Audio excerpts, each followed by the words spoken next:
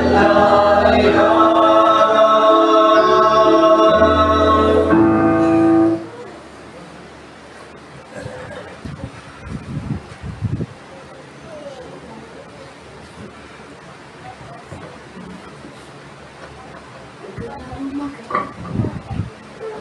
mga anak, mamansiw po kayo. Sa araw na ito, sapat ang aking salita, turo at aral na aking ipinagkaloob sa inyo sa pamamagitan ng aking lingkod na saserdote at anak na hirang upang ipagkaloob sa inyo ang biyaya at pagpapala na aking salita na magbibigay sa inyo ng buhay at lakas.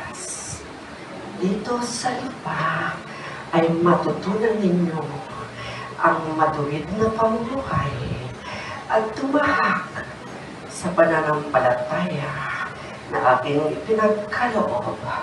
Ang kayo ay makatupad upang maging banal na tulad ko. Mga anak, maraming salamat sa pagpapahalaga na ipinagkakaloob niyo sa akin. Nadarama ko ang pag-ibig mula sa inyo. At ngayon, ang aking pag-ibig ay narito. Ipinadarama ko sa inyo bilang ako ay nagpapatotoo. Pumipiling sa inyo. Ipinadarama ko ang aking pag-ibig na kailanman hindi ko kayo iiwan sa lahat ng oras at sandali na kung paano ninyo binibigyan ng halaga ang inyong pananampalataya sa akin ay higit kong ipagkakaloob ang ganti para sa inyo. Ay higit ang pagpapahalaga ay pagkakaloob ko. Tunay akong umiibig sa inyong lahat, kaya't patuloy na ako'y pumipiling sa inyo.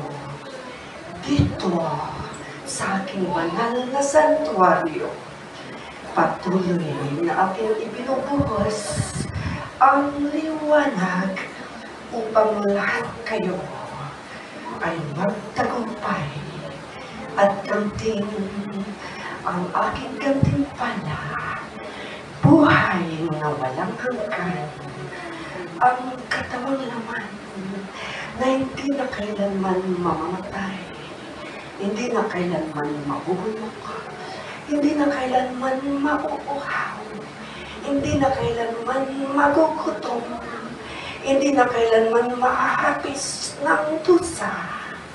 Pagkos, walang hanggang kaligayahan, kapanatagan at kapayapaan ang siyang sasainyo pagdating ng takdang oras na aking ibigay ang gantimpala sa bawat isa na magtatagumpay. Kaya aking mga anak, huwag na kayong mag-aalala. Ang bawat dumarating sa inyong pagsubok, kayo'y maging matatag sa bawat karamdaman na dumarating. Likha ng tao dahil sa kanyang pagkalimot, dahil sa kanyang kapabayaan at pagmamalapit sa kanyang sariling templo. Ito ang templong buhay na kaloob ko sa inyo. Ingatan ninyo aking mga anak.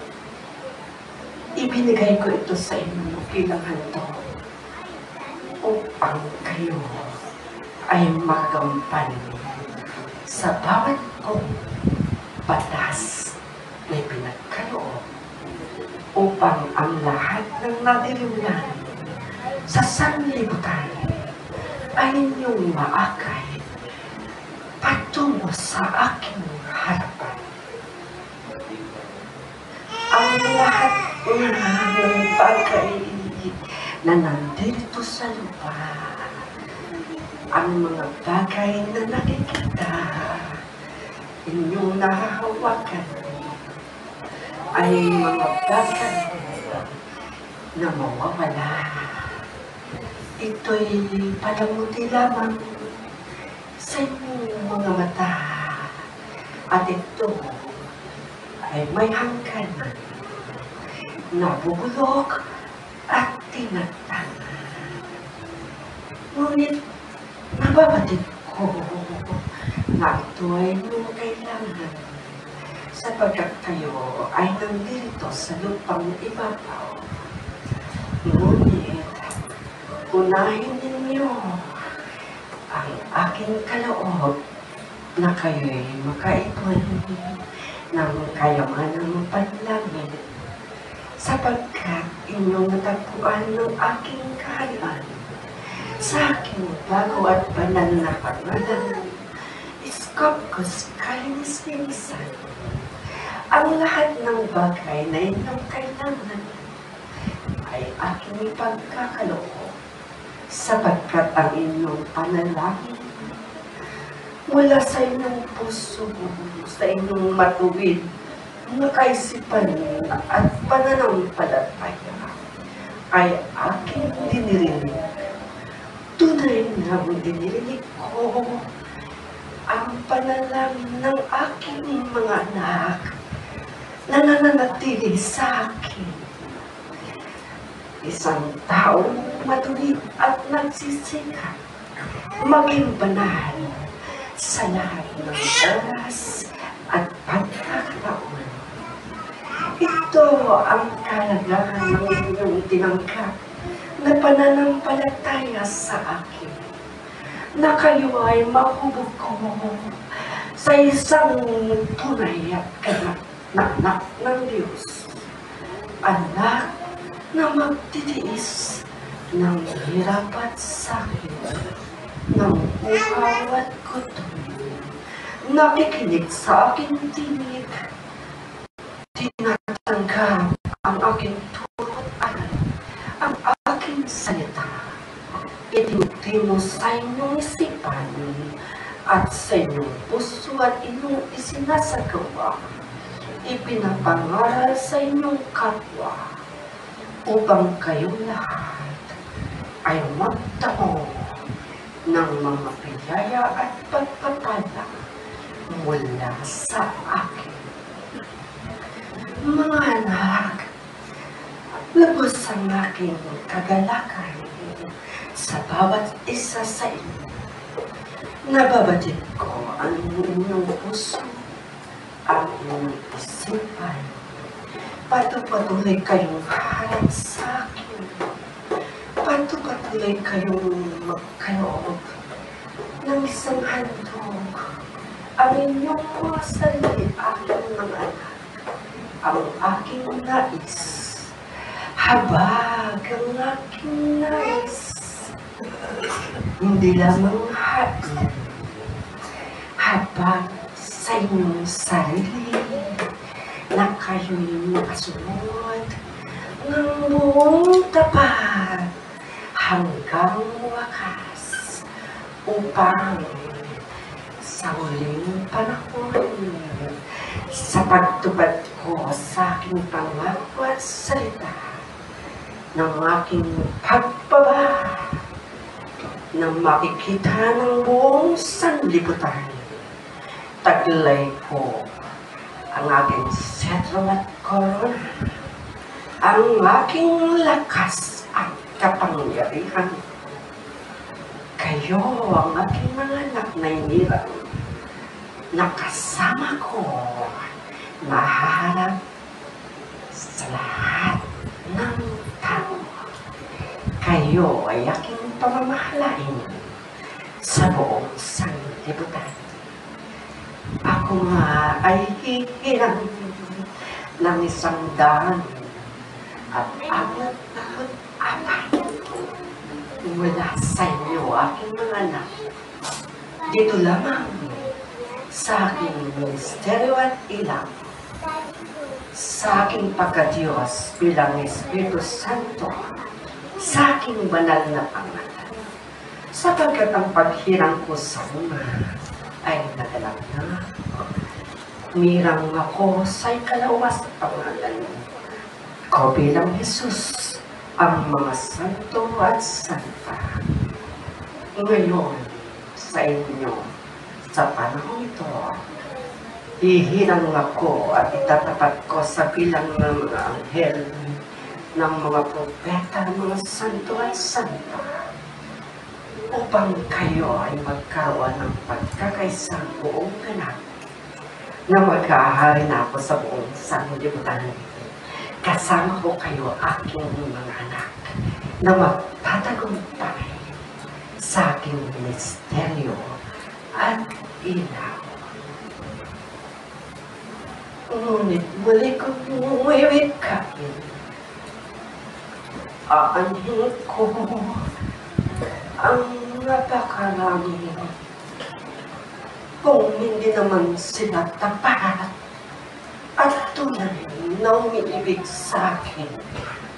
Sapagkat ang tunay na umiibig sa akin ay ang tumatawag sa aking banal na pangalang Iskapus bilang inyong ama at sumusunod, tumutupad sa aking mga batas na kaloob sa inyo. Sa tiyang aking mga anak, marami akong tinawag, ngunit iilan lamang ang aking hiramin. Iilan lamang ang magtatagumpay, at kayo na mananatili sa akin, mananatiling tapat hanggang wakas. Ito ang katotohanan, aking mga anak. Kaya't mapalad kayo sa lahat ng tao na dito ako ay bumababa. Ang aking banal na Espiritu ay pumipiling sa inyo bilang katuparan at kaganapan ng aking salitang iniwan sa lupa na nakasulat sa banal na kasulatan. Mapalad ang maniwala nang walang nakikitang hiwala. Tandaan ninyo, aking mga anak, lahat kayo ay aking inibig at minahal.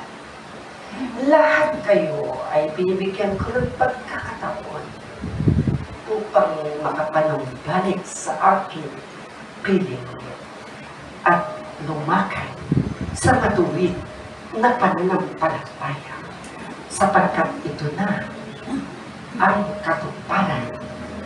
Walang iba, aking mga anak, ngunit huwag kayong hahamak, huwag kayong hahatol, huwag kayong magmamataas, pagamat aking sinabi na kayo ay mapalad.